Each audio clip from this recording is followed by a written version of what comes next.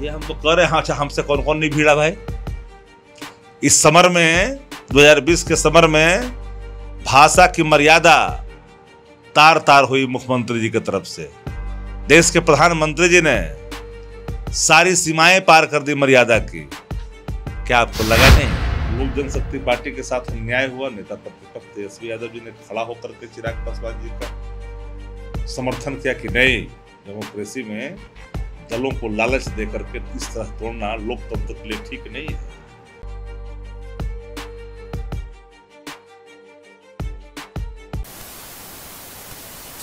चिराग पासवान को लेकर के राजद रणनीति बना रही थी, लेकिन कांग्रेस कहीं ना कहीं बाजी मारते हुए नजर आ रही है। कांग्रेस ऑफर दे रही है चिराग पासवान जी को साथ आने के लिए, चुनाव के लिए, अलग अलग मसलों पर।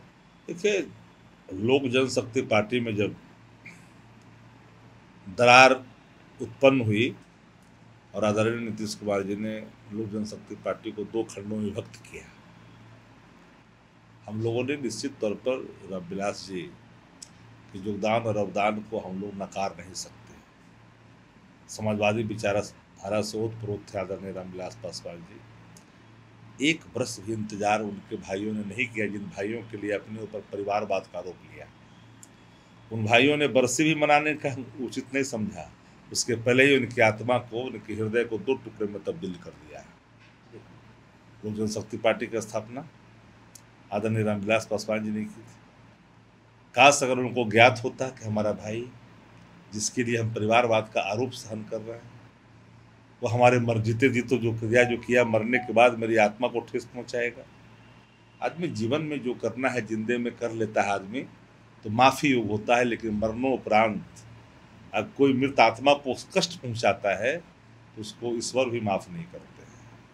लोक जनशक्ति पार्टी के साथ अन्याय हुआ। नेता प्रतिपक्ष तेजस्वी यादव जी ने खड़ा होकर के चिराग पासवान जी का समर्थन किया कि नहीं, डेमोक्रेसी में दलों को लालच देकर के इस तरह तोड़ना लोकतंत्र के लिए ठीक नहीं है। चिराग पासवान जी का उसमें सहयोग करना हमारा कर्तव्य था, हमारा धर्म था, राजनीतिक धर्म था और कर्तव्य भी था।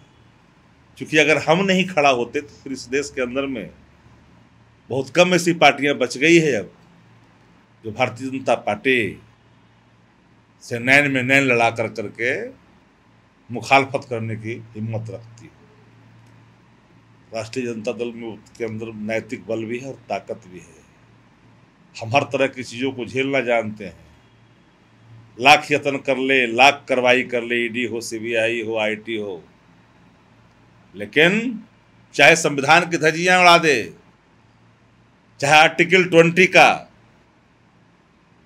नैरेटिव ही चेंज कर दे, लेकिन फिर भी झुकने का काम नहीं करने वाले नेता आदरणीय लालू प्रसाद जी है। उसी विचारधारा को हम लोग अंगीकार करके आगे बढ़ने वाले लोग हैं। इसलिए लोग उसमें हमारा परिस्थिति उस अनुकूल था मदद करना। तो अब चिराग पासवान जी कहाँ जाएंगे, नहीं जाएंगे, किसके साथ रहेंगे, किस परिस्थिति में रहेंगे, अब वो निर्णय उनका, हम लोग का निर्णय नहीं है भाई। चिराग पासवान जी चुनाव लड़ने की बात कह चुके हैं, तो ऐसे में तेजस्वी यादव जी से भिड़ते हुए नजर आएंगे। अरे भाई, चुनाव लड़ने के लिए हर पॉलिटिकल पार्टियां चुनाव लड़ती है, वो काहे लड़ेंगे? वो दुकान को मैंने अपना बंद कर दें पार्टी का। तेजस्वी यादव से भिड़ेंगे? अरे भैया, हम तो कह रहे हैं। हाँ, अच्छा, हमसे कौन कौन नहीं भिड़ा भाई? इस समर में 2020 के समर में भाषा की मर्यादा तार तार हुई मुख्यमंत्री जी की तरफ से। देश के प्रधानमंत्री जी ने सारी सीमाएं पार कर दी मर्यादा की। क्या आपको लगा नहीं? तेजस्वी यादव ने एक शब्द अपने एजेंडे से बाहर नहीं गए। यही न है काबिलियत है, यही न स्वीकारता का कारण है, अंगीकारता का कारण है। तेजस्वी जी इसलिए उत्तर भारत में सबसे बड़े प्रासंगिक लीडर हैं, इसको कोई नकार नहीं सकता। अगर ये वीडियो पसंद आई और वह बिहार के राजनीति और बिहारियत से सरोकार रखेनी तो सब्सक्राइब बटन दबा के चैनल के सब्सक्राइब कर ली। ओजे एगो घंटी बा, ओकरा बटन दबा देला से कुल सटीक और मारक खबर रुआ मुफ्त में मिल जाई।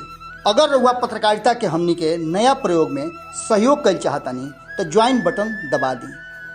पेटीएम नंबर नोट कर ली 9386816700। धन्यवाद।